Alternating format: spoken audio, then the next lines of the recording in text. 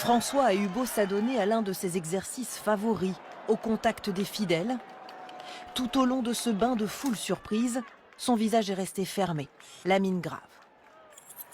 Il est un peu plus de midi lorsqu'il apparaît enfin au balcon de la basilique Saint-Pierre de Rome, acclamé par la foule.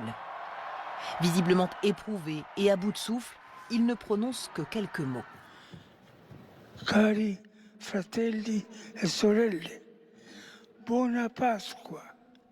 Obligé pour la première fois depuis le début de son pontificat de déléguer la lecture de son traditionnel message de paix, dans lequel il a dit redouter le climat d'antisémitisme qui se répand dans le monde, adressant ses pensées à la population de Gaza.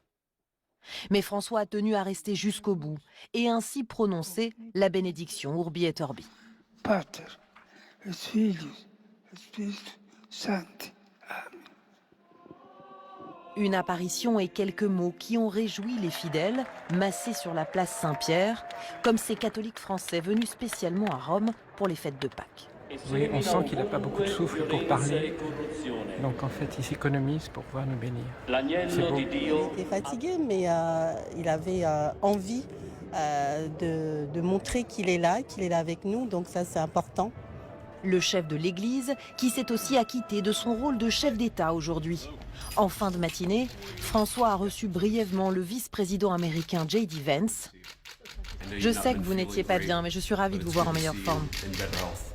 Il y a 2 mois, le pape s'était attiré les foudres de la Maison-Blanche en critiquant la politique migratoire du gouvernement Trump. Même si les fidèles semblent ce soir soulagés d'avoir pu compter sur la présence du pape pour ces fêtes de Pâques, son état général clairement diminué risque de relancer les spéculations et les doutes quant à sa capacité à diriger l'Église.